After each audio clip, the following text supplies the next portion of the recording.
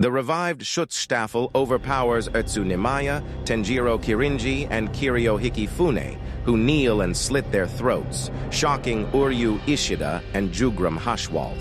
As Senjumaru Shutara, covered in blood, watches the candles of the Blood Oath's seal extinguish, her Reiatsu surges, forcing the Quincy to shield themselves. She asserts that even a brief use of a Royal Guard's true power can shake all three realms. Senjumaru explains the Royal Guard sealed their true power by linking their souls, but now reveals that the Blood Oath's seal is broken. Activating her Bankai, Shitatsu Karagara Shigarami no Tsuji, she summons a massive loom that traps the Quincy in intricately woven threads. In the replica, Tenchurin, Ichigo, and Ganju feel the immense pressure of her power. Ichigo confirms to Orihime that the Royal Guard's abilities surpass those of the Gotei 13 and might allow them to defeat the Quincy alone. Ganju optimistically suggests that if the Royal Guard can defeat Yuwaba before they arrive, it would be a huge advantage, but Ichigo remains concerned.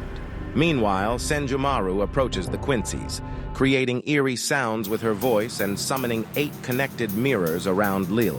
When Lila fires at the mirrors, they remain unharmed, while he sustains injuries, causing him to collapse. Askin sees Senjumaru appear in the mirrors, but she uses Futakase Tokaba, Hagane no Yoroi, to pierce his foot with spikes. The images of Senjumaru transform into large, spiked silhouettes, crushing Askin beneath a pile of metal.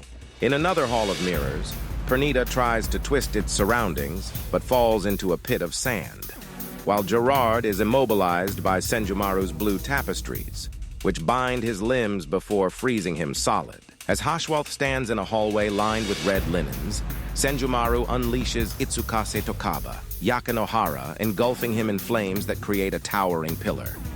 In the Hall of Mirrors, she activates Mutsukase Tokaba, Yamio no Hoshio, draining Uryu's power and leaving him on his knees. As she seals the threads from the loom, she concludes with Shide no Rokushiki Ukimon no Hata, depicting the fates of her opponents. As Yuwaba walks away from the flaming Ichibe Hyosube, Ichibe surprises him by emerging unharmed, explaining that Ichimonji's power draws from all blacks in the world. With a slash, Ichibe drenches Yuwaba in ink, addressing him with a new name, Black Ant. Yuwak's disbelief prompts Ichibe to declare that his fate ends here, and he activates his Shin-Uchi, Shirafude Ichimonji, to inscribe the new name on Yuwaba. Ichibe begins a lengthy ceremony, creating a mausoleum around himself with darkness from the future. He declares the skulls and graves surrounding him are dedicated to Yuwaba, ensuring his eradication and preventing his soul from entering the cycle of rebirth. Shocked, Ichibe reacts when Yuwaba echoes his claim about falling into a pitch-black hell. Yuwaba's eyes gain a third pupil as Ichibe lunges with Ichimonji. Yuwaba questions Ichibe's belief that he is nameless, declaring himself the one who will take everything from him. He blasts Ichibe, destroying his torso and sending his head and limbs flying. Meanwhile, a newly freed Uryu floats in the air with massive wings of his Quincy, Vollständig. Senjumaru questions if this is the power of a stern ritter, but Uryu grimaces and refines his wings to a standard size.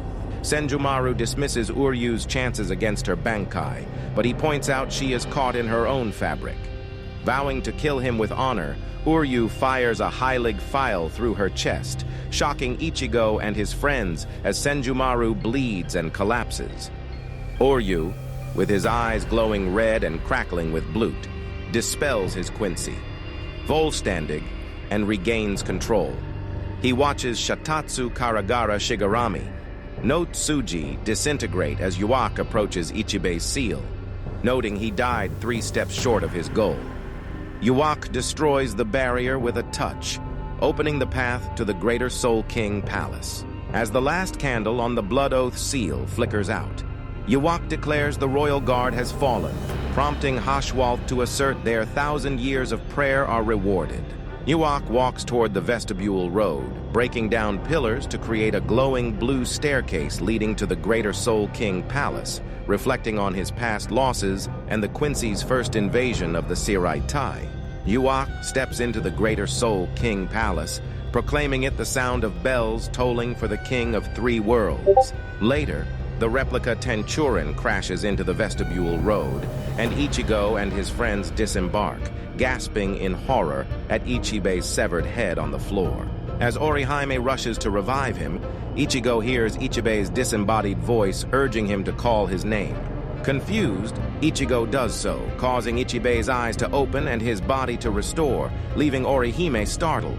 Thanking Ichigo, Ichibe explains that all power resides in names, and that calling his name allowed him to draw a portion of Ichigo's power.